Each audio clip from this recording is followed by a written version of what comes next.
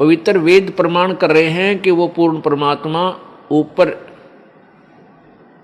तीसरे मुक्ति धाम में, क्योंकि एक धाम, धाम कहो, लोक कहो, अक्षेत्र बोलो, एक तो 21 ब्रह्मांड का अक्षेत्र है, धाम है ये ब्रह्म का। एक 7 संख ब्रह्मांड का क्षेत्र है परब्रह्म का, जिसे अक्षर पुरुष भी बोलते हैं। और तीसरा जो अक्षेत्र है वो सतलोक है,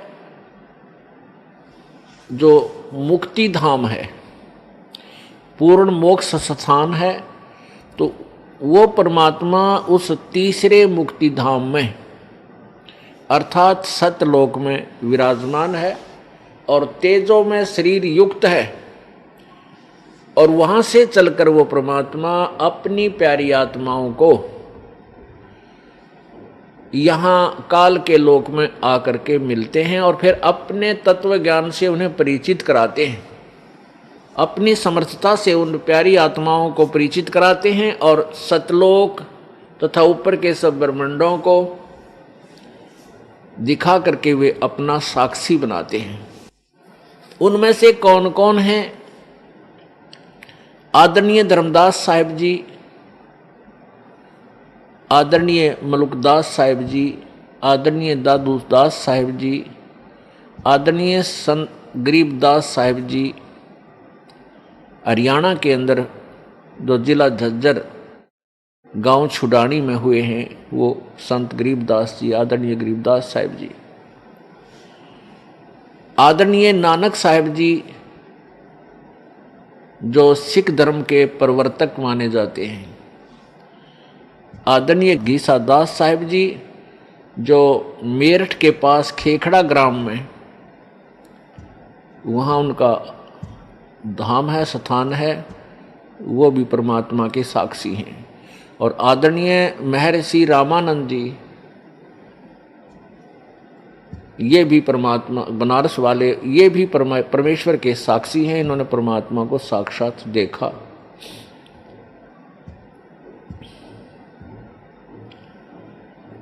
पुण्यात्माओं,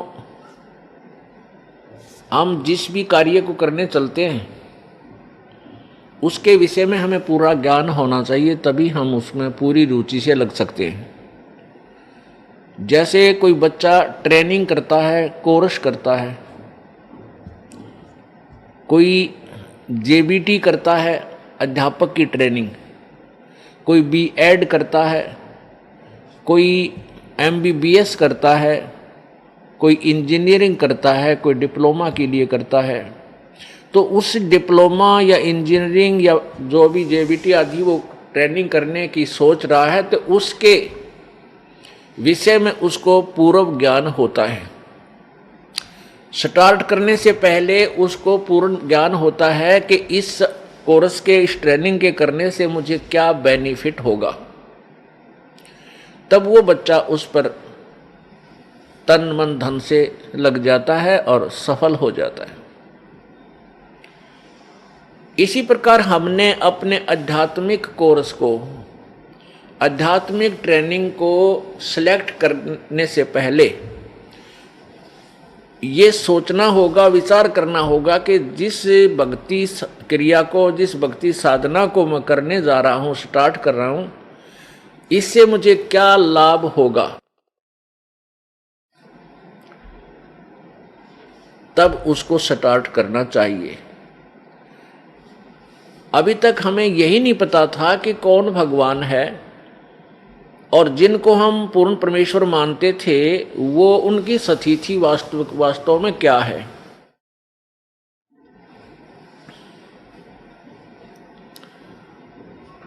हमने रजगुण श्री ब्रह्मा जी, सतगुण श्री विष्णु जी और तमगुण श्री शिव जी को सर्वेश्वर, महेश्वर, मृत्युंजय, कालज्ञ और सर्वेश्वर, सर्व ब्रह्मांडों के रचयिता, सर्व दुख हरण सर्व दुख हरण करता आदि आदि ना जाने कितनी उपमाओं से जाना था। और जो हमारे धार्मिक गुरु होते थे पवित्र हिंदू धर्म के, वो ये कहा करते थे कि पुराणों के अंदर ऐसा ही लिखा है कि ये तीनों भगवान यही सर्वश्रेष्ठ रचनहार हैं, ये पूर्ण परमात्मा हैं, इनसे अतिरिक्त कोई अन्य भगवान नहीं है, कोई प्रभु नहीं है, कोई स्वामी नहीं है। तो हमने अपने टीचर्स को, अपने आध्यात्मिक अध्यापकों को अपने सिलेबस के पूरे जानकार विद्वान मानकर उनकी प्रत्येक बात को स्वीकार किया और उनके द्वारा दिए गए भक्ति मार्ग को भी स्वीकार करके उस पर हमने प्रयत्न किया।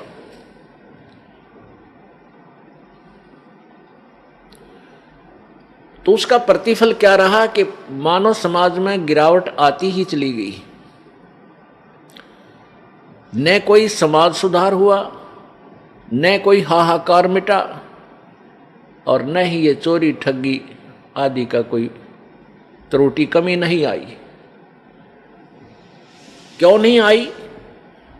क्योंकि हम परमात्मा के गुणों में बहुत कुछ सुना करते थे। परमात्मा अंधे को आंख दे दे, परमात्मा अपाहिज को पैर दे करके पहाड़ पर चढ़ने योग्य बना दे,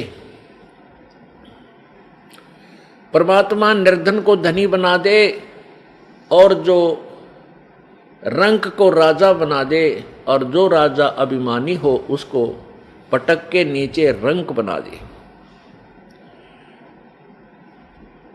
परमात्मा हमारे संकटों का निवारण करते हैं, आई हुई आपदाओं को टाल देते हैं। इस उद्देश्य से हम परमात्मा की तलाश करने लगे। इतना ज्ञान हमें नहीं दिया गया था, फिर भी हम परमात्मा की परमात्मा की खोज इसलिए क्या करते थे कि हमारा परिवार सुखी रहे, हमारा शरीर सुखी रहे और हमें घनाए धन मिले। इस दृष्टिकोण से हम परमात्मा की खोज में यानी भक्ति साधना करने लगते हैं प्रारंभ में, क्योंकि हमारे ऊपर इतनी पाप कर्मों की इतनी आपदाएं सवार होती हैं कि हम पहले उन्हीं से अलग होने की ही चेष्टा करते हैं। इसलिए हम परमात्मा के पाने का जैसा भी जिसने साधन बताया हम उसको करने लग जाते हैं, जिसके प्रतिफल में हमें कोई भी लाभ नहीं हुआ। जैसे कोई निर्धन व्यक्ति है, परमात्मा से प्रार्थना करने जाता है कि मेरे ऊपर कर्जा बहुत हो गया प्रभु, यानी मुझे इस आपदा से बचाइए। अब जिस संत, क्योंकि परमात्मा की प्राप्ति का साधन, परमात्मा की खोज किसी संत के बताए अनुसार ही होती है। ऐसा हमें पता है कि कहते हैं कि गुरु बिन मोक्ष नहीं होता, ये प्रत्येक प्राणी की जुबान पे है, एक आधा नास्तिक ने छोड़ के। तो इसलिए हम संतों के पास जाते हैं कि हे गुरुवर, हमें ऐसा साधन बताइए जिससे मेरा परिवार सुखी हो, मेरे ऊपर आई हुई आपदा टले, मेरा रोजगार ठीक बने। अब उस गुरुजी ने जो भी क्रिया बताई आप जी ने खूब की, लेकिन ऑल इन वेन, यानी सब निष्फल रही। फिर वो दुखी व्यक्ति जिसके ऊपर कोई ऐसी आपदा है, यानी वित्तीय हालत खस्ता है, जिसकी धनवान नहीं है, निर्धन हो गया, गरीब है, और उधर से कई समस्याएं उसके ऊपर आ पड़ी हैं, तो वो भगवान से राहत लेने गया था, वहां तो मिली नहीं। फिर वो क्या करता है? फिर चोरी ठगी जेब काटने लग जाता है। वो सोचता है कि मैं ऐसे धनवान बन जाऊंगा, या उसकी महाभूल है। यदि चोरी करने वाला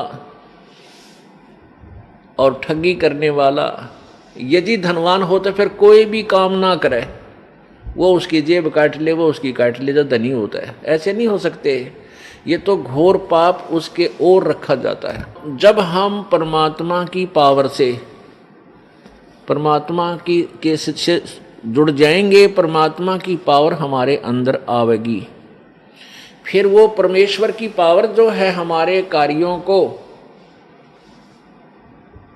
बहुत ही स्पीडते चलावेगी। जैसे हम पहले हाथ से पंखा करते थे गर्मी से बचने के लिए, हैंड फैन होते थे, और चक्की पीसती थी हमारी माताएं बहनें, हाथों से आटा पीसती थी, और पशुओं के लिए चारा काटते थे पहले तो ऐसे हाथों से काटा करते थे, और फिर एक चक्कर सा लगा करके उसके ऊपर फरसे लग गए, वो भी कुछ सुविधा हुई। और इस तरह हम कार्य किया करते थे। 2 घंटे चक्की पीसा करती थी माताएं, और 4 सेर 4 किलो आटा मुश्किल से पिसा करता। पसीनम पसीना, हाथा में छाले पड़ जाया करते थे। और फिर जब हमें पता चला कि ये विद्युत तैयार हुई, विद्युत की खोज हुई, ये पदार्थ तो पहले ही थे पर खोज लिया अब वैज्ञानिकों ने, या बिजली बन गई। इस बिजली से ऐसे यंत्र बना लिए कि एक बार स्विच ऑन कर दिया और चक्की अपने आप खखाट उठा देती है, और 1 घंटे में बड़ी बड़ी चक्कियां होगी मनमाना 20-20 मन, यानी 5-5, 6-6 क्विंटल 1 घंटे में पीस डालती हैं। और घरेलू चक्कियां भी 1 घंटे में जो है लगभग 1 मन गेहूं को पीस देती है, कणक को। ऐसे ही ये पशुओं का चारा काटते थे हाथों से, अब ऐसे यंत्र बन गए, बिजली से पावर से चलते हैं, और cut cut cut cut cut cut करके 1 घंटे में मनमाना 50 पशुओं का चारा काट के न्यारा रखते। तो पुण्यात्मा, उस पावर ने जो हम हाथ से कार्य करते थे उससे हम कितना करते थे, और उस बिजली की पावर ने कितना स्पीड से कर दिया उस कार्य को। इसी प्रकार जब हमें परमेश्वर की पावर मिल जाएगी, हमारे सभी रुके हुए कार्य इतनी स्पीड से और बहुत आसानी से हो जाया करेंगे। इसलिए परमात्मा की हम तलाश किया करते थे। तो हम कहाँ जाते रहे? उन संतों के पास चले गए जिनके पास ईश्वरीय पावर नहीं थी। वो संत खाली खोखा थे, ऊपर बोर्ड लगा रखा था पावर हाउस, और अंदर गाड़ रखे थे कीकर के खुट्टे लठ, और उनका तार बांध के लिख रहे थे पावर हाउस। कहने का भाव ये है कि वे स्वयं परमात्मा से कनेक्टेड नहीं थे, वो ईश्वरीय पावर से संबंधित नहीं थे, कनेक्टेड नहीं थे, और अन्य अपने उपभोक्ताओं को यानी शिष्यों को मूर्ख बनाए हुए थे कि ले जाओ नाम और तुम्हारे हो जाएंगे काम। नहीं हो सकते। अब उन भोली आत्माओं ने, शिष्यों ने अपने गुरुदेव को पावर हाउस मान के उस तक कनेक्शन ले रखे,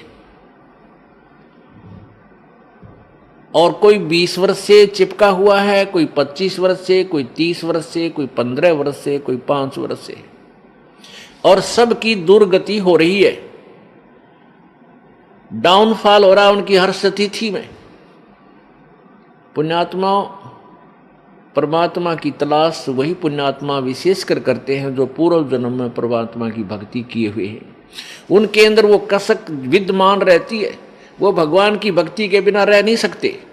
भले ही उनको ज्ञान नहीं है तो कोई ना कोई उन्होंने अपना कोई सहारा अपनाया है, कोई व्रत रखता है, कोई जय गणेश देवा जी की आरती गा के संतुष्ट है, कोई ओम जय जगदीश हरे स्वामी जय जगदीश हरे, या कोई एक ये बनावटी गायत्री मंत्र बना रखा है ओम भूर्भुवः स्वः तत्सवितुर। इसको ये बनावटी क्यों कहा? वैसे तो ये पवित्र यजुर्वेद के अध्याय नंबर 36 का मंत्र नंबर 3 है, लेकिन उसमें ओम मंत्र नहीं है।